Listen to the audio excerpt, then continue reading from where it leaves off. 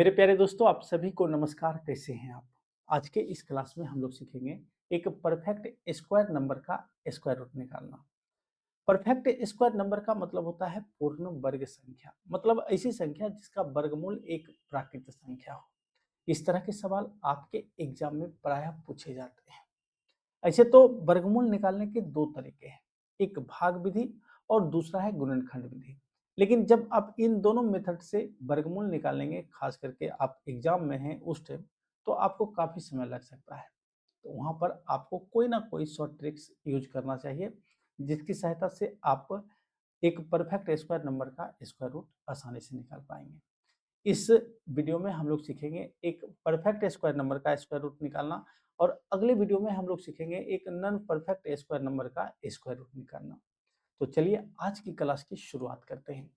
जैसे आपसे कहा जाए कि बताइए 4761 का वर्गमूल क्या होगा। 4761 का वर्गमूल क्या होगा। आपको जिस किसी भी परफेक्ट स्क्वायर नंबर का स्क्वायर रूट निकालना हो, आप उसके इकाई के अंकों को देखेंगे। इकाई का अंक एक है। अब एक छोटा सा कॉन्सेप्ट को आपको ध्यान में रखना है। क्या ध्यान में रखना है? किस संख्या के वर्ग का इकाई का अंक एक होता है। मतलब ऐसी संख्या जिसके वर्ग का इकाई का अंक एक हो, उसके वर्गमूल का जो इकाई का अंक होगा वह एक होगा या 9 होगा।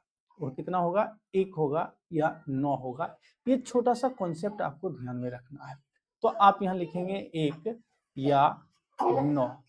अब क्या करना है आपको? अंतिम के दो अंकों को एलिमिनेट कर देना है। बचा कितना? 47, 47। अब 47 से छोटी आप एक ऐसी संख्या खोजिए जिसका वर्गमूल एक प्राकृत संख्या हो।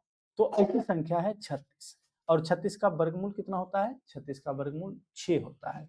आप एक के पहले 6 लिखेंगे और 9 के पहले 6 लिखेंगे। इस प्रकार 4761 के दो संभावित वर्गमूल होंगे, 61 होंगे या 69 होंगे। अब आप यहाँ पर आसानी से अगर थोड़ा सा कॉमन सेंस लगाएंगे तो आप यहाँ पर आसानी से आंसर तक पहुंच चुके हैं। कैसे? हम सभी जानते हैं 70 का जो वर्ग होता है वह 4900 होता है, और यह 70 से 4900 से छोटा हल्का ही कम है। तो हमारा जो आंसर होने वाला है 69 होने वाला है। लेकिन आपको ऐसे नहीं करना है। आपको करना क्या है? इस 6 में अगली संख्या 7 से गुना करना है। 7 का 42 होता है। अब आपको यहाँ पर कंपेरिजन करना है, तुलना करना है 47 और 42 में। क्योंकि 47 जो है इस 42 से बड़ी संख्या है, तो यहाँ पर जो आपके दो संभावित वर्गमूल है, इसमें जो बड़ी संख्या है ये आपका क्या हो जाएगा? ये आपका 4761 का वर्गमूल हो जाएगा। इस प्रकार 69 4761 का वर्गमूल हो जाएगा।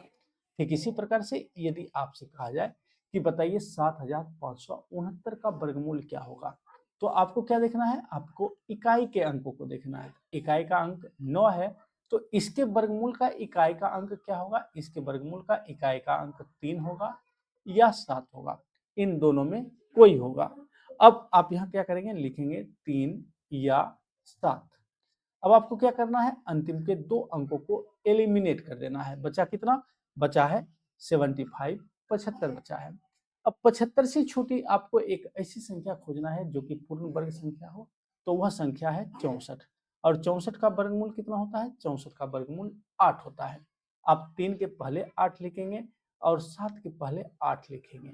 इस प्रकार 7569 के दो संभावित वर्गमूल होंगे, 83 या 87। अब इन दोनों में कौन होगा, इसको जांचने के लिए आपको क्या करना पड़ेगा? इस 8 में अगली संख्या 9 से गुना करना होगा। 9 8 72 होता है। अब आपको ये 72 और 75 में तुलना करना है, कौन बड़ा है। चूंकि 75 बड़ा है, तो यहाँ पर जो बड़ी संख्या है 87, यही हो जाएगा 7569 का वर्गमूल। यदि यहाँ पर छोटा होता, ये छोटा होता, तो हमारा आंसर 83 होता। चलिए कुछ और एग्जाम्पल से हम चीजों को और बेहतर ढंगों से सीखते हैं। जैसे आपसे कहा जाए कि बताइए 7744 का वर्गमूल क्या होगा, तो आपको क्या देखना है? आपको इकाई के अंक को देखना है। इकाई का अंक कितना है? इकाई का अंक आपका है 4। तो इसके वर्गमूल का इकाई का अंक क्या होगा, इसके वर्गमूल का इकाई का अंक होगा 2 या 8 होगा। आप यहाँ लिखेंगे 2 या 8 लिखेंगे। अब आपको अंतिम के 2 अंकों को एलिमिनेट कर देना है। आप अब बचा कितना, अब बचा है 77, 77 बचा है।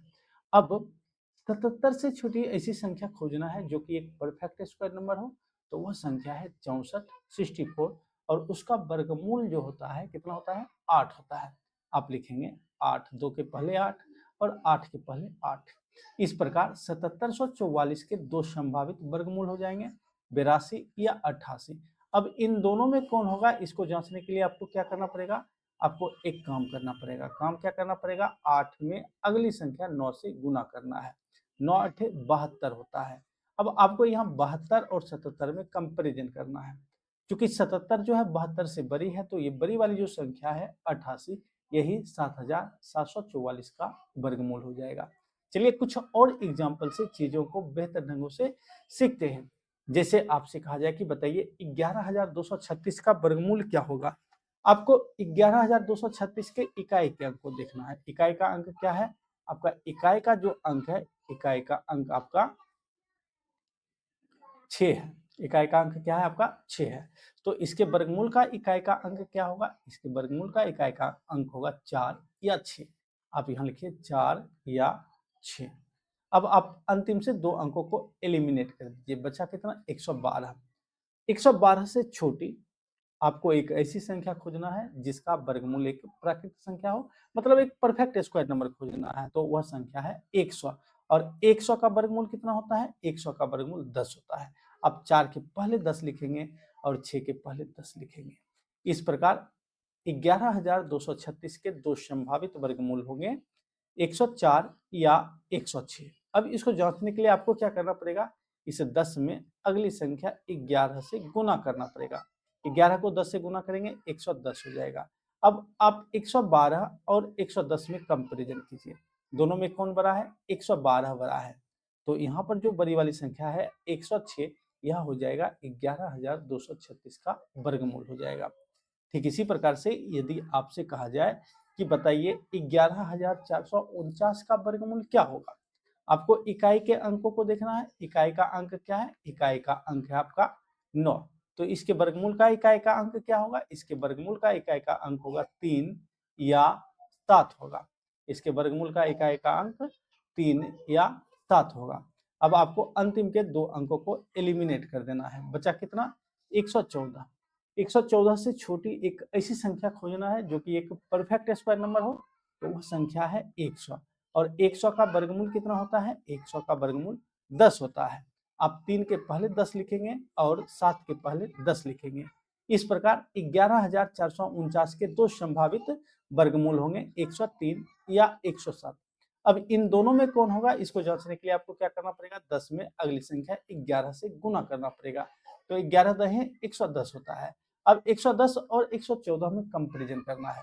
यदि 110 बड़ा होता है तो जो छोटी वाली संख्या है वो हो जाएगा इसका 11449 का वर्गमूल। यदि 114 बड़ा है तो ये जो बड़ी वाली संख्या है यह 107 11449 का वर्गमूल हो जाएगा।